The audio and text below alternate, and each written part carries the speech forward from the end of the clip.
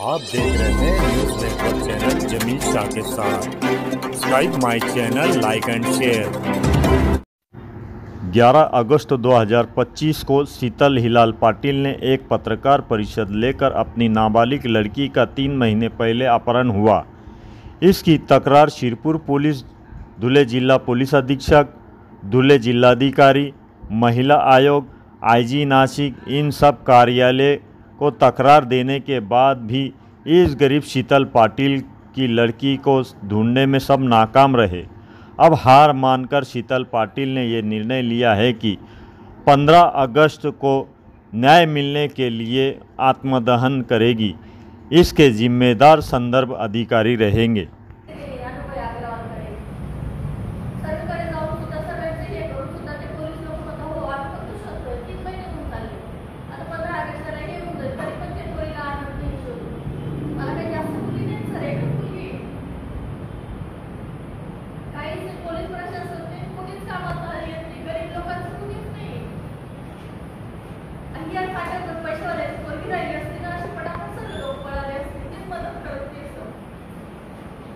आमदार कोणाकोणाला गेलो तुम्ही? आमदार रामपदाने दादांकडे गेली होती आणि भैयाराव यांच्याकडे गेली होती. काय सांगितलं अनिल भाई?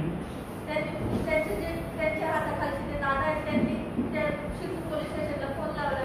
त्या पोलिसांना सांगितलं की बा याची मुलगी शोधून द्या, पाहून आम्ही शोधतोय. त्यांनी काहीच रिस्पॉन्स दिला नाही सर. नाही म्हणजे शोधतायत म्हणजे ते तुमच्या नातेवाईकांमध्येच म्हणजे नातेवाईक सांगितलं ना त्यांच्याच घरी शिरपूरला का गरताडला आणि तो मुलगा नातेवाईकमध्ये जो गेला आहे हे आम्हाला असं म्हणायचं आहे की तुम्हाला माहिती आहे, तुम्ही त्यांना सांगताय की माझी मुलगी या गावाला आहे त्यांच्या घरी, तरी पण पोलीस सहकार्य केलं सर त्यांनी मला त्या पोलिसांना तुम्ही समोर बोलून बोलवायला लावलं तर तुम्ही हेच उत्तर देणार आहे. मी 3 महिन्यापासून फिरते त्यांच्याकडे, 3 महिने कंटिन्यू. तुम्ही त्यांच्या गावाला गेले का? तुम्ही तुमच्या नंदेकडे जाऊन आले का? नाही, त्यांना बोलवलं आम्ही पोलीस स्टेशनला बोलवलं. तर त्यांना आम्हाला कुठे बाहेर बसवतात, त्यांना मध्ये येतात, सांगता बोला. आता तुमची मुलगी अल्पवयीन किती वर्षाची? 17 वर्षाची. 17 वर्षाची. त्यांचं काही अफेअर वगैरे होतं का? नंदेच्या मुलासोबत काही अफेअर वगैरे होतं? हे बघा सर, काहीच नाही. तिने मला कधीच सांगितलं नाही. शाळा शिकते किती? हो, इथे जैनला शिकायची. जैनला?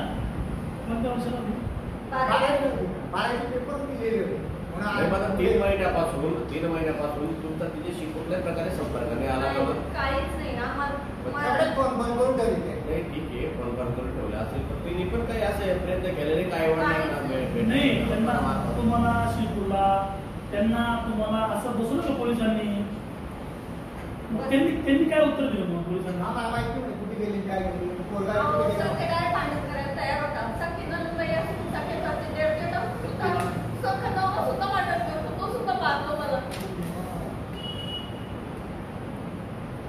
माझी इच्छा अशी जे माझी मुलगी त्यांनी परत द्यावी.